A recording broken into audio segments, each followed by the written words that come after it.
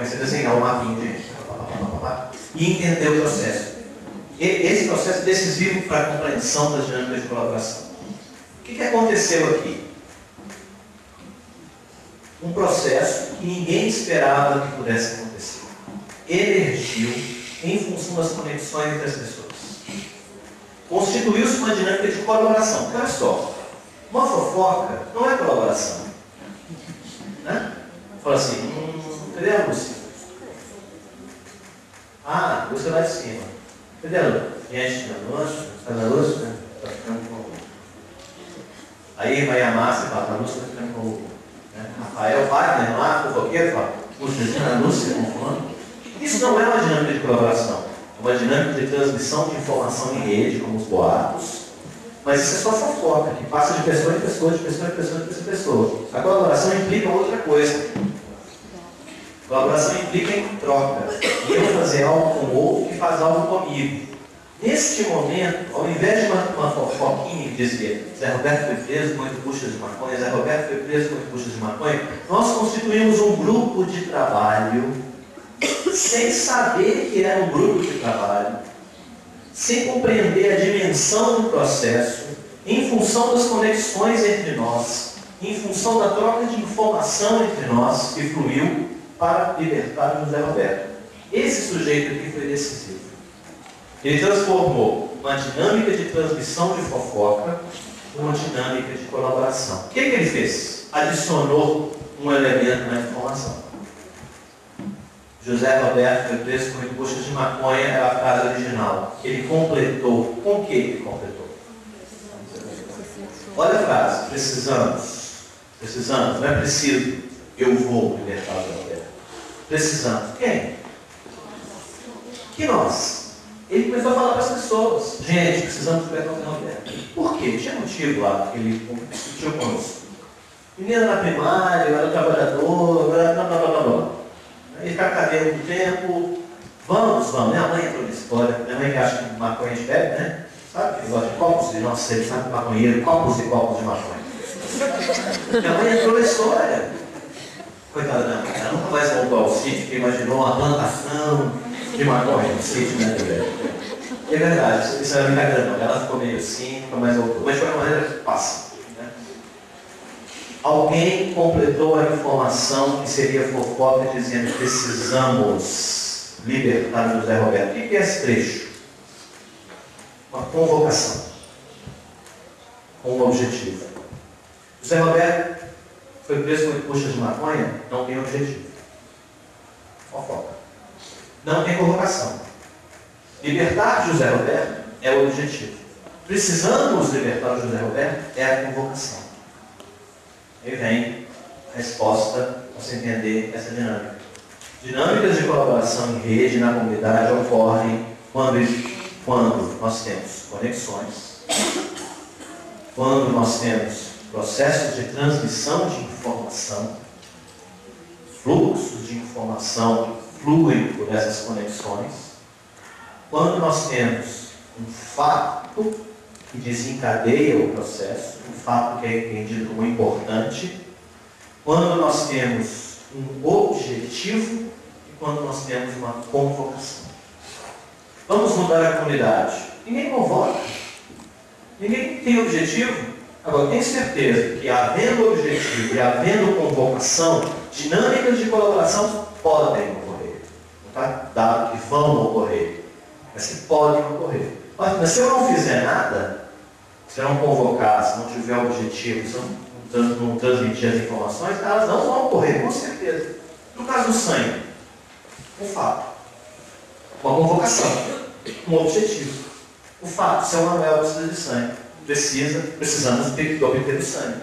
Fato, objetivo, convocação para o objetivo. Conexões sociais. No caso do morto, o fato, a morte. As informações das pessoas circulando. Conexão e informação. O objetivo está claro, precisamos enterrar o morto. No caso do Zé Roberto, a coisa que não estava lá passou a existir quando uma pessoa disse para as outras: olha, gente, precisamos libertar essa pessoa. Então, aqui nós temos um exemplo concreto de uma dinâmica de colaboração tipicamente comunitária, que ninguém imaginava a priori que pudesse acontecer, mas que aconteceu e foi bem sucedida quando alguém entendeu que era necessário convocar a rede para isso. Olha, esse caso é bacana porque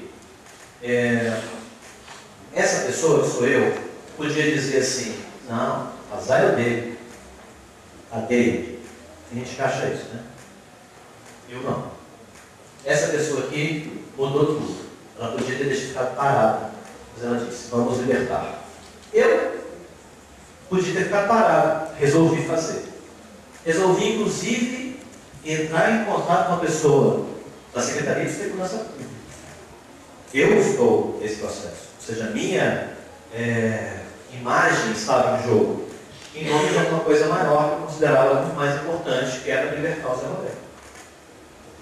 Eu não costumo fazer isso. Depois eu conto a história na sequência. Eu gostei dessa ideia. Essa pessoa aqui, da Secretaria de Segurança, fez tráfico de influência. Porque ela foi e ligou para o delegado. O delegado prevaricou. Crime. Prevaricar significa não cumprir o seu dever como funcionário público. O dever, pela lei, era manter o sujeito preso. Atenção, como nós constituímos essa quadrilha? Sem saber que era uma quadrilha, só conversando um com o outro. Eu não conversei com o delegado, eu não conversei com a mãe do Zé Roberto. A rede fez essa parte por nós. A rede conversou com a gente. Por meu intermédio, a pessoa conversou com o delegado. Por meu intermédio, a pessoa que falou que queria libertar o Zé Roberto conversou com o delegado. Quem libertou o Zé Roberto? A rede do Zé Roberto. Invisíveis do Zé Roberto. Esta pessoa aqui é visível, sou eu conheço ele. Essa pessoa aqui, ele não conhece. Uma vez eu levei essa moça, uma moça, chamada Fabiana. Viu, Fabiana? Vou charar aqui, para o sítio. O Zé Roberto estava lá com os cachorros, o zen, né? O Zé Roberto é super zen. Levei ela uma vez ao sítio, assim, o Zé Roberto estava lá. Depois aconteceu, está livre da cadeia, né? O Zé Roberto, oi? O Zé Roberto, prazer, apresentação típica de rede. Ele nunca soube que foi ela a responsável por tirá-lo da cadeia. E ninguém conhece o outro invisível, nem o nome eu sei, do delegado prevaricador que soltou o Zé Roberto. Quem soltou o Zé Roberto? O delegado. Quem soltou o Zé Roberto? A Fabiana, que pediu o delegado. Quem soltou o Zé Roberto? Eu, que achei a Fabiana, que soltou que falou com o delegado. Quem soltou o Zé Roberto? A pessoa que construiu o projeto de soltar o Zé Roberto. Todos nós, com exceção de mim, invisíveis em relação ao próprio Zé Roberto. Muito doida essa história. O Zé Roberto soltou por quem? Pelas mãos invisíveis da rede. Né? E mais uma coisa que eu queria falar aqui, que é importante, mas eu esqueci. Eu acho esse exemplo um exemplo sensacional. Podemos repetir esse exemplo. Sabendo que isso acontece assim, campanha de sangue, morte de pessoas que soltavam bandido da cadeia, de aspas, bandido, podemos repetir isso. Aí eu resolvi repetir.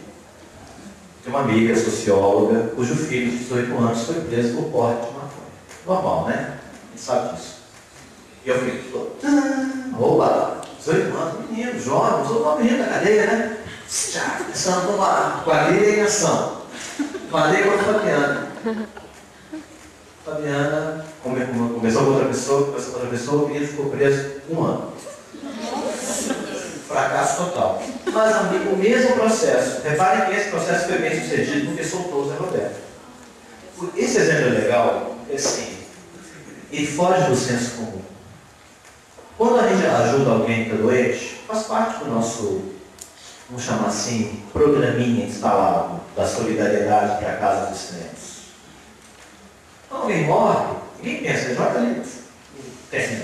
Não.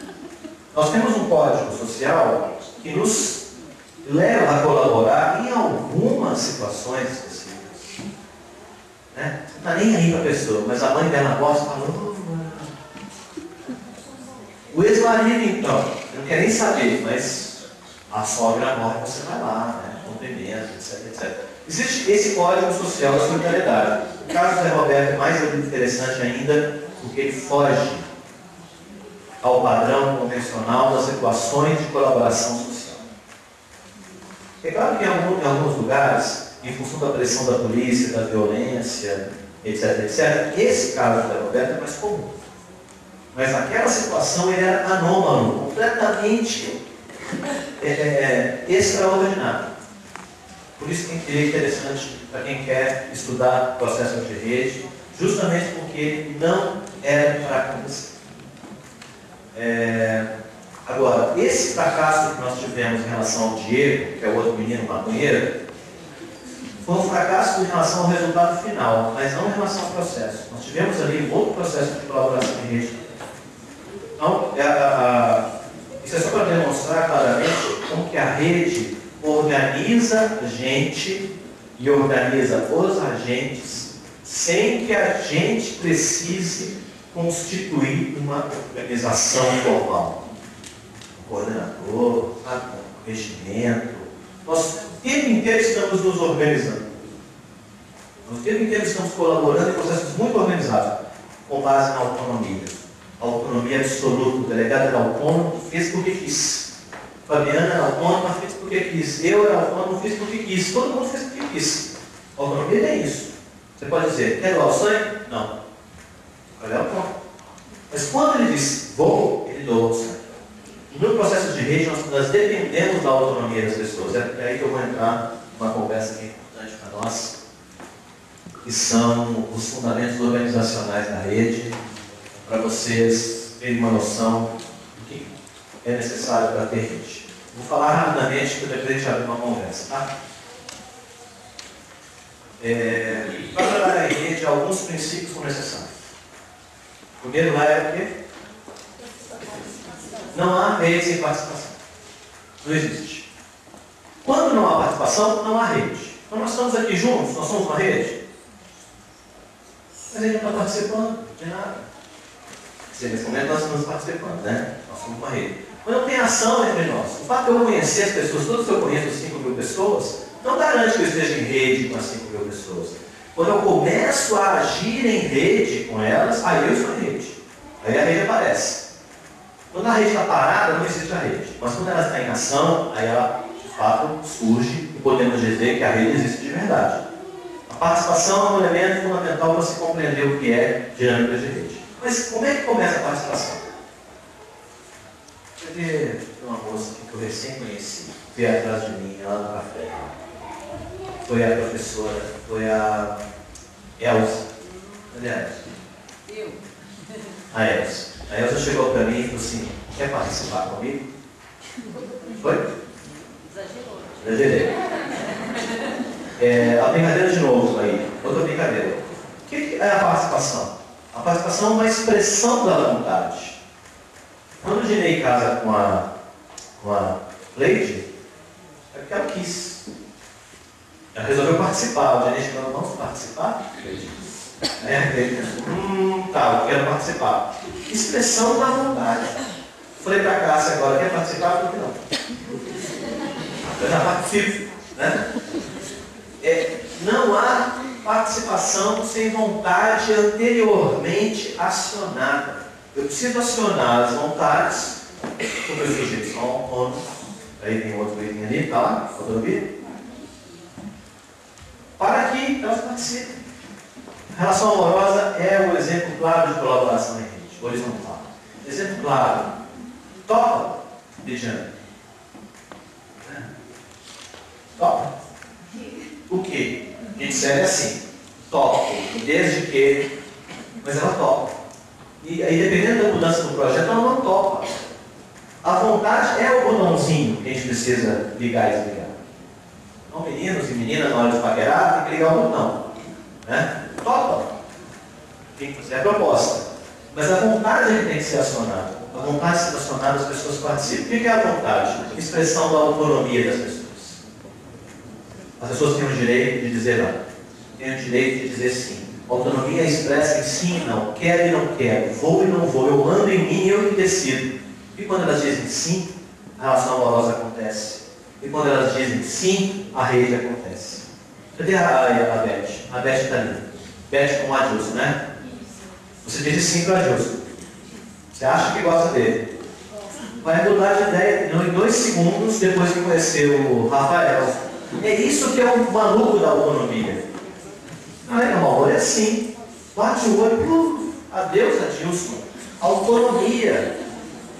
E as relações amorosas são fortes e poderosas por causa dessa fraqueza. Ela poderia mudar de ideia, mas não muda. Volta a casa. Não. Claro que depois vai um dia que está. Não.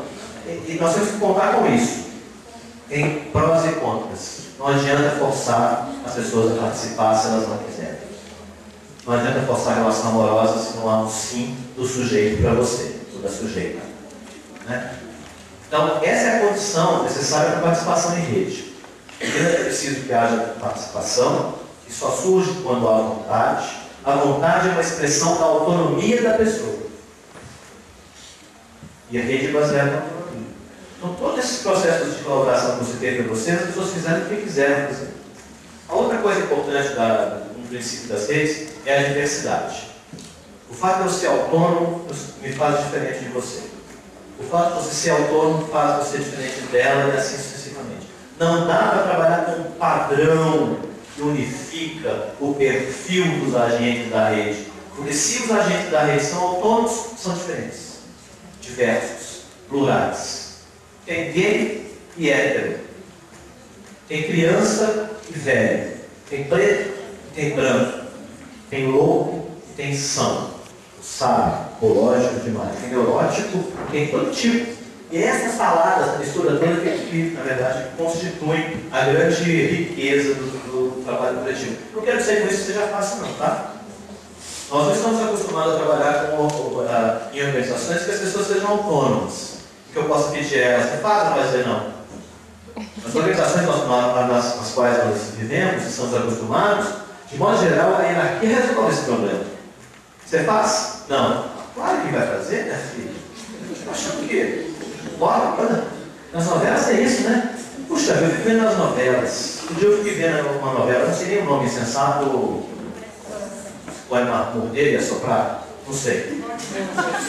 A menina adolescente estava com o namoradinho na sala, a empregada foi falar alguma coisa, ela falou assim, tipo assim, Rita, Maria, os nomes são, né? São esses, né? Vai. Desafasta, desinfeta. Isso na hierarquia a gente faz. Na horizontalidade a gente não faz.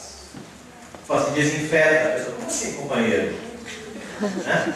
Na relação amorosa bacana, não tem isso. É horizontal. Os dois são poderosos. Bom, esse não é fácil porque esses elementos todos aí vão levar alguns outros princípios que têm a ver com essa história da não hierarquia, da horizontalidade.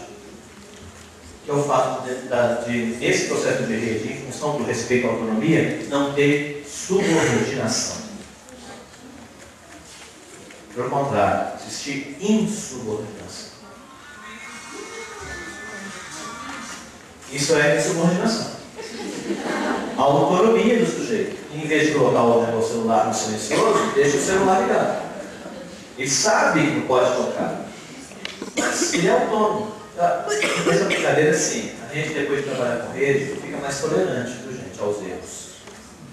E reconhece que os erros são humanos. Isso aqui não é erro não, viu, Fernando? Quer dizer, Marcos, isso não é erro não, isso é um acontecimento. A própria minha sogra Cleide fez isso há pouco. Chega na moça agora também. Deixou o celular. Foi. Por exemplo, tem gente que não está aqui agora. Não esqueci o nome dela. Vou terminar no banheiro agora. Suelena. Eu não lembro das mulheres, tá, gente? A Suelena está lá pulando. Pula? Autônoma, estava aqui, ó. Saiu e foi para lá. Autônomo. Então, esse desequilíbrio, essa instabilidade é natural dos processos onde a autonomia existe. Na hierarquia, as coisas são todas certinhas. A gente pode exigir que as pessoas andem como militares. Aliás, que é um exemplo de hierarquia ao exército. né? Os passos cadenciados, o jeito de vestir, enquanto tem a fivela fosca, a bola tem que estar brilhando, uma coisa horrível. Eu acho horrível. Coisa completamente desumana. O humano é desorganizado, instável, desequilibrado, diverso, plural, maluco. As organizações querem matar um pouco disso, como fecha parênteses. Tem a ver com esses elementos, portanto, insubordinação. Não é fácil lidar com insubordinados. Não é isso que a gente fala para os nossos filhos, menino? Obedeça. Né? Botar eles na linha. O que é botar na linha? Repara, o que bota na linha? Ó, todo mundo certinho. Certinho. Entre aspas. Segundo elemento da horizontalidade, isonomia. O que quer dizer isonomia? Iso quer dizer igual, equivalente. E nomia, do grego nomos, quer dizer lei. As leis valem igualmente para todos. A sociedade brasileira é um pouco menos democrática do que poderia ser, porque as leis não valem igualmente para todos. No caso da rede, as leis devem valer igualmente para todos. As leis ou as regras do jogo valem igualmente para todos. Quer ver uma distinção da hierarquia para a rede nesse sentido? Na hierarquia não existe isonomia. A lei não vale para todos. Quem precisa bater ponto? Quem pode sair a hora que quiser? Quem recebe os lucros, os dividendos? A Dona Maria, a patroa, né? Ah, não estou afim de trabalhar hoje não, vou dar um raulé com o meu namorado. Não, agora a Dona Maria, a patroa, pode fazer isso, né? Então, a lei não vale para todos do mesmo jeito. Agora, na horizontalidade, portanto, na rede, essa é uma condição. Para mim é muito claro isso, sim. É rede, é horizontal. Não é horizontal, não é rede. Não vem com blá blá blá de que estamos em rede, tem presidente, tem chefe, diretor, coordenador, gerente. Se tem isso, não tem rede, na minha opinião. Porque a rede, o princípio dela é a horizontalidade, é a isonomia e é a subordinação. A desconcentração do poder. Depois eu volto nos objetivos aqui, só para a gente mostrar para vocês aqui a diferença entre os dois sistemas. Nós conhecemos bem esse sistema aqui, ó. Dilma Rousseff, Barack Obama e eu.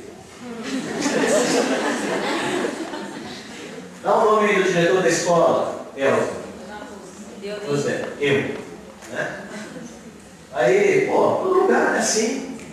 Na vida comunitária, não é assim. Na vida. No carnaval, aqui. Nas ações da comunidade, aqui. E na sala de aula, entre os alunos, aqui.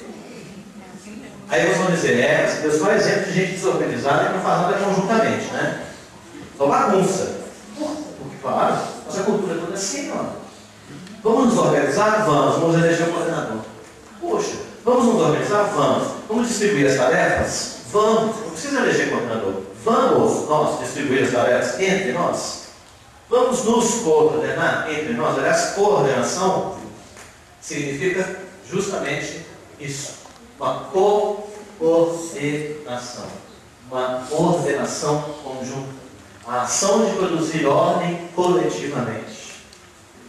E é mentira o que eu acabei de dizer, de que aqueles exemplos estão todos desorganizados.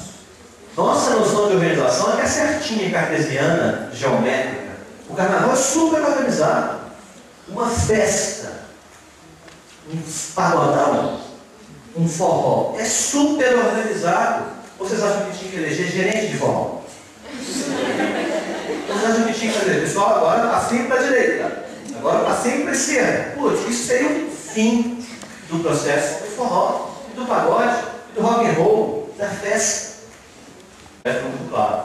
Tinha que ter um objetivo comum para que as coisas funcionem. Então, assim, para resumir, autônomos juntos, que decidem por vontade própria, trabalhar juntos em função de um objetivo. Trabalhando juntos em função de um objetivo de forma horizontal, sem chefe, sem subordinação, com isonomia, conversa com conversa.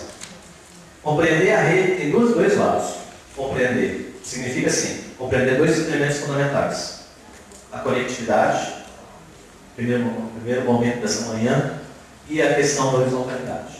Se eu tivesse que dizer para vocês, em poucas palavras, o que é rede, eu diria: rede é conexão mais colaboração horizontal. E horizontal ele varia. É o pulo do gato. Nós, na vida, somos muito horizontais sem saber. Mas quando nós falamos de organização, a gente acha que as organizações têm que ser sempre verticais. Mas na relação amorosa, na relação com os amigos, na festa, no trabalho comunitário, em muitos casos, somos horizontais. Então, reforçar a perspectiva de trabalhar horizontalmente aqui e agora com os nossos pares, com os nossos companheiros, com os nossos iguais. Sabe o que significa companheiro? Vem de companhia. O que significa companhia? Você sabe? O de comunicação, comunidade, compartilhar, é coletivo, né? Dividir, é o coletivo, o conjunto das pessoas. E companhia? Vem de pão. A companhia é o pão compartilhado, né, bacana? É com os companheiros, né? Bom, blá, é isso, um pano papinho até a hora que der. Falou? Estou aqui, a gente conversa aqui um pouquinho mais. Se quiserem dar uns toques, fazer algumas perguntas, tentar colocar algumas dúvidas ou críticas, dizendo assim, ó, que blá, né? É chato. É isso. Lá atrás, você havia dado exemplo.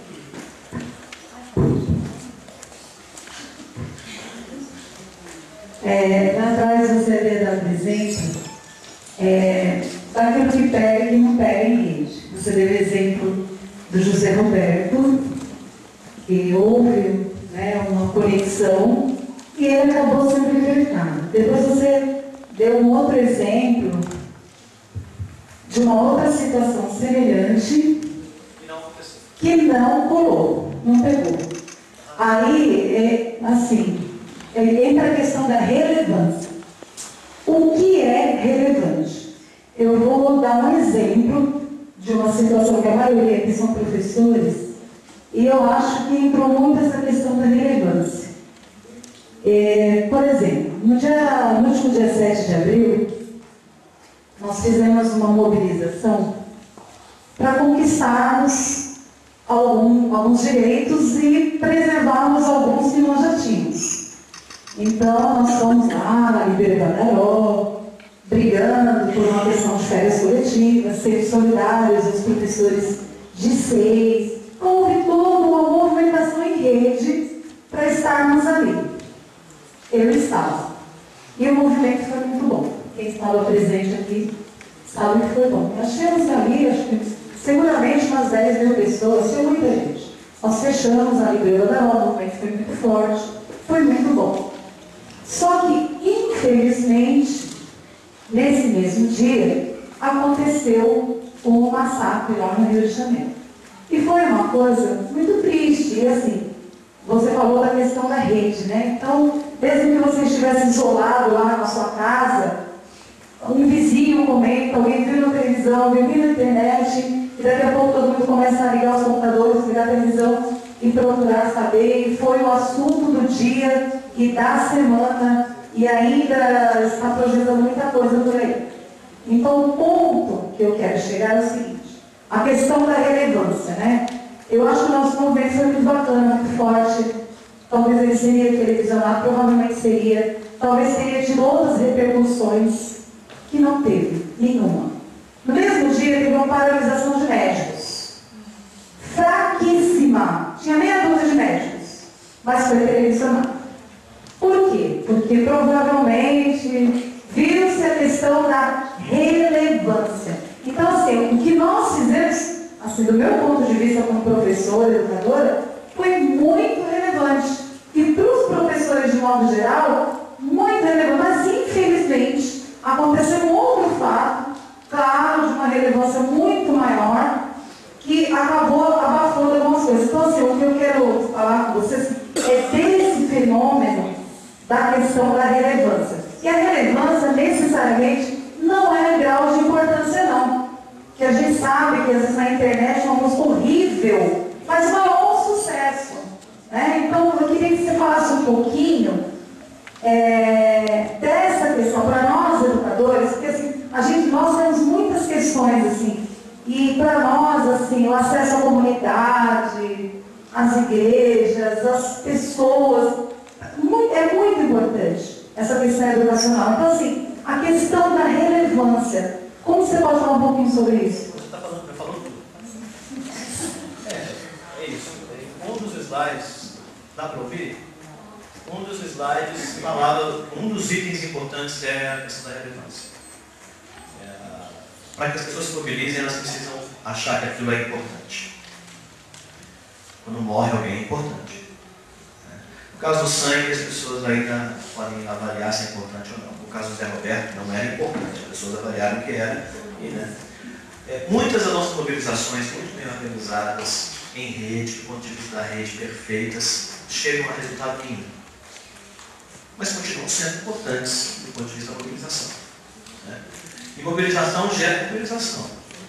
E mesmo que você participe de processos que não dão em nada, você aprende com o processo. Aprende a mobilizar, a trabalhar em conjunto, aprende a lidar com as diferenças, aprende técnicas. Mesmo que não dê nada, no fundo, contribui para o aprendizado, para o processo, e no final, quem sabe um dia, aquela mobilização de maior relevância consiga alcançar o resultado em função dos aprendizados que você teve nas pequenas mobilizações que aparentemente não deram nada. Esse negócio de não dar em nada é também uma questão de relevância, de atribuir importância para alguma coisa. Não deu em nada porque o Diego não foi solto. Que isso? Super processo de articulação entre nós, como que não deu em nada? Né? Então, acho que é interessante ver esse, inclusive, o resultado. O resultado do processo não é só aquilo que se pretendeu alcançar. Muitas vezes o estar no processo é o principal resultado de tudo. Né? Mas tem tudo a ver. A participação, por exemplo, vamos participar, gente, aqui da associação de moradores, aí a pessoa não vai. Porque ela não dá relevância, importância para aquele negócio. E eu diria para a gente não desconsiderar essa avaliação da pessoa. Às vezes não é importante mesmo. Muito incrível. Às vezes uma pessoa que não se mobiliza para nada, no instante seguinte está hipermobilizada ali. No caso da rede, nós temos essa variação.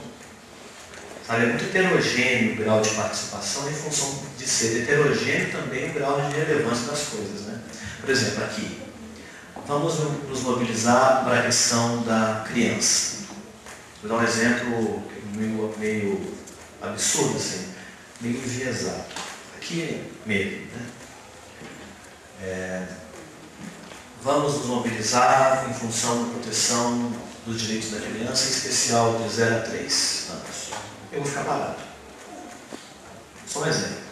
Vamos nos mobilizar para cuidar da várzea ali do Rio Tietê. Lá vou eu. Não é que eu não considere importante a questão da criança. É que talvez eu não seja tão importante para esse processo. Ou eu não tenha tanta capacidade para mobilizar e agir nesse processo. Então, em função da autonomia e da diversidade, tem essas questões. Agora, sendo convocado para o Tietê, uma vez aconteceu comigo uma situação muito legal. Eu termino a minha outra pergunta. Eu estava na estrada, voltando do litoral do Espírito Santo para Belo Horizonte, onde eu moro. A estrada super confusa, pós-carnaval. Minha irmã que estava dirigindo, inclusive, quando uma árvore caiu no meio da estrada. Nós fomos no terceiro carro. A árvore caiu, parou o carro, no segundo, e nós éramos os terceiros. Eu saí do carro. O cidadão, líder, autônomo, empreendedor. Cheguei lá assim, né? Eu vou tirar a árvore, claro. Logo depois se aglomerou uma galera assim, e eu vi uns sujeitos fortões levantando a árvore. Eu recuei. Aí chegou um baixinho, igual a mim, né? Todo achando, se achando. Os caras, aí chegou um senhor com uma motosserra. De onde ele tirou a caminhonete dele, foi lá, eu recuei, o líder, cidadão, empreendedor, militante, ativo, deu para trás, não era a hora. Então tem muito disso, assim, a gente tem uma capacidade de avaliação do que pode contribuir para o processo.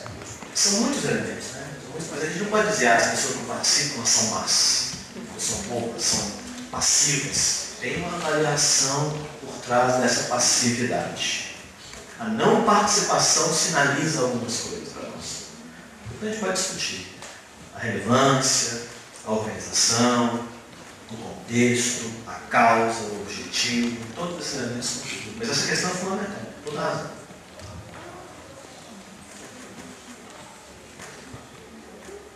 Cássio, né? Cássio, na verdade é o seguinte, esse processo de responsabilidade, acho que é difícil, eu penso assim que é difícil, muitas vezes acontece isso, nos meios, nas questões quando se pensa em rede, onde leva em consideração os valores, digamos assim, você falou que é muito fácil essa questão de as pessoas trabalharem em horizontalidade. Só que eu percebo que muitas pessoas não são proativas para fazer algumas coisas. Você disse que muitas vezes não acontece essa questão de hierarquia, como acontece talvez no mercado de trabalho, onde se pensa em renda. Como se pensar em fazer com que as pessoas tenham essa proatividade? Eu gostaria de te perguntar, essa questão de redes, elas funcionam mais nessas questões, eu percebo que, como eu trabalho nesse processo, eu percebo que quando a gente obriga as pessoas para falar de festa, essas coisas acontecem com muita facilidade.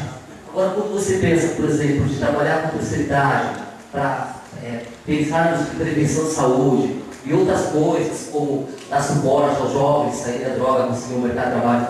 Então, por que essas coisas relacionadas a valores morais, ou essas felicidades não, acho que essas de festas mexem mais com as pessoas? Eu queria que você falasse sobre isso, por quê? Legal. A gente tem que aprender com essas coisas, com esses processos de festa. Aprender como é que ela se organiza. De repente tentar achar um jeito de, isso mesmo, tirar aprendizados e lições, tentar utilizar no nosso dia a dia para o trabalho social. Agora, a gente sabe que o mundo tem um desenho. E as mentalidades são desenhadas para voltar a sua atenção para determinados focos. Se o Bruno Galhaço estivesse aqui, vocês sabem quem é o Bruno Galhaço, né? Bem provável que o auditório estivesse cheio. Mas é Cássio Martinho. Então, ótimo. Não, esse é um detalhe. A gente tem que dar muita importância, avaliar muito positivamente o conjunto das pessoas que hoje estão mobilizadas. Porque é muito isso. Ou seja, é muito significativo que nós tenhamos meia dúzia de pessoas trabalhando com a terceira idade. A televisão não tem isso. A publicidade não mostra isso. As novelas não mostram isso. Nós estamos remando contra a corrente. Então, nós temos, ao contrário de ver isso como um processo ruim, identificar naquelas pessoas que participam o que há de mais valioso. Esse é um aspecto. Agora, você tinha dito antes em relação a algumas pessoas não serem empativas, né? Elas não são muito protagonistas, elas não se acham poderosas, sujeitos, capazes de fazer algo. Quando eu saí do carro na estrada, achando que eu era o tal para tirar a árvore, porque eu sou poderoso. Sei que eu sou poderoso. Poderoso no melhor sentido da palavra, tá? Eu, diante da minha capacidade, dada a minha capacidade, eu não tenho medo de agir. Eu assumo as minhas limitações, mas eu vou e faço. Né? Esse é um problema da cultura da subordinação. Aí falando do ponto de vista social maior, político. Nós querem, essa cultura quer que as pessoas permaneçam lá embaixo, subordinadas. Outro parênteses pessoal. Eu sou de uma família que veio de uma cidade, que era na região metropolitana de Belo Horizonte, onde há séculos de uma mineração de ouro, que durante muito tempo foi explorada por uma empresa inglesa. Uma vez eu voltei, eu era jornalista na época, voltei para essa cidade para fazer uma reportagem. E vi as pessoas encurvadas. E como era na cidade da minha família, da minha mãe, eu lembrei logo dos meus tios, da curva da coluna, dos meus filhos. Comecei a subserviência, um jeito de se locomover pelo espaço. Aí eu saquei, cultura da subordinação ao estrangeiro. E isso rebateu diretamente na cultura familiar, no corpo das pessoas. Então existe toda uma cultura política organizacional que quer que os pequenos continuem pequenos, quer que as pessoas não se sintam poderosas. O trabalho da rede, mesmo que não tenha nada, mesmo que a gente sofra, parte do princípio de que todos, sem exceção, são poderosos. Esse é o fundamento absoluto, e é para mim a regra básica. Eu lido com vocês sabendo do poder que vocês têm. Eu lido com vocês com o poder que eu tenho, sabendo que vocês são poderosos também. Sim. Não há distinção. Não há distinção. Não pode haver distinção. Por isso que a proposição, esse projeto da rede da horizontalidade é político, na origem. Ele assume radicalmente a ideia de que as pessoas têm que ser e são sujeitos absolutamente capazes. Muita gente não é protagonista porque não aprendeu a ser. Muita gente não é sujeito porque nunca foi. Mulher subordinada pelo marido, filho subordinado pela mãe, empregado subordinado pela patroa, operário subordinado pelo patrão, pelo gerente, pelo não sei o quê. Putz, que cultura horrível é essa subordinação. Por isso que eu gosto dessa palavra, insubordinação, porque ela tem duplo sentido. Ela diz que a gente não pode haver relação de menor e maior, poderoso e fraco, superior e inferior na rede, mas ela também quer dizer o seguinte: é preciso nos insubordinarmos contra, é engraçado falar isso, a opressão, que é muito sutil. Bom, blá blá blá blá blá, mas assim, a rede ensina as pessoas a serem sujeitos, sabe? Mesmo com todas as dificuldades, a rede é um processo pedagógico capaz de implantar nas pessoas uma nova cultura política que é baseada na ideia de que elas são poderosas. Agora, eu que sou poderoso, vou fazer o que com os outros? Dominar, né? Subordinar, né? Não. A nova cultura política proposta pela rede quer dizer, você é poderoso, o outro do seu lado é poderoso igual a você que é poderoso. É possível trabalhar poderoso? Poderoso com poderoso? Cacique com cacique? Imagina, os chefes não se juntam. Quem manda em quem? Ninguém manda em ninguém. Então assim, eles sabem muito bem lidar uns com os outros lá, na horizontalidade dos poderosos. É isso que é o decisivo. Eu sou um poderoso e no processo de rede lidarei com outro poderoso, sendo que eu seria incapaz de dominar o outro poderoso, porque ele é tão poderoso quanto eu. E eu não serei dominado porque eu sou tão poderoso quanto ele. Isso aí é isso, é relação, sabe, horizontal, gente com gente. Oi, Sônia. O seu objetivo é essa rede de conexão. O objetivo é a rede de conexão estar equilibrada com a democracia? Ou excluir? Boa questão. Entendeu? Tipo assim, você está excluindo, você está tentando equilibrar, porque a democracia hoje é a hierarquia, eu creio que vou trabalhar. Agora, esse ponto de vista de rede de conexão é raro. Poucos têm. Não, olha, então, vamos lá. Vocês entendem? As redes existem por aí. Nós vamos ver o exercício que as redes estão aqui. Né? Só que o fato de a gente estar em rede social quer dizer que a gente colabora em rede. Tanto que eu sou amigo de vocês, até hoje eu não fiz nada com vocês. E vocês estão aí juntos e até hoje não fizeram, brincando, tá? Mas um exemplo, não fazem nada juntos. Então, o primeiro aspecto. Mas para fazer alguma coisa juntos, a gente precisa estar conectado. Então, redes de conexões existem por aí. O trabalho em rede que é mais raro. Ele acontece em muitos casos, muitas vezes na comunidade a gente não vê. Campanha de sangue é um tipo. Zé Roberto, libertado, é outro tipo. Outro processo do tipo associação de moradores, que não é dentro da associação, o que a associação de moradores produz, envolvendo as pessoas, isso também é um processo de colaboração horizontal, que chama tipo de dinâmica de rede. Esse é um lado. A outra coisa é a democracia. Quando eu falo democracia, eu falo democracia no sentido do valor da democracia. Né? Não necessariamente no sentido de você fazer a eleição ou votar. No sentido de que todos têm os mesmos direitos, todos podem expressar as suas próprias ideias e a decisão tem que ser democrática. Se havendo decisão, a decisão tem que ser coletiva e democrática. Porque se não for, não é horizontalidade. Imagina, eu decido agora que acabou a nossa conversa. Bom. E aí, gente, o que vocês acham? A gente continua mais uns minutos? Ou terminamos agora? É diferente. Né? A democracia é condição do trabalho em rede, porque ela é também expressão da horizontalidade. Não é possível a gente decidir as coisas juntos,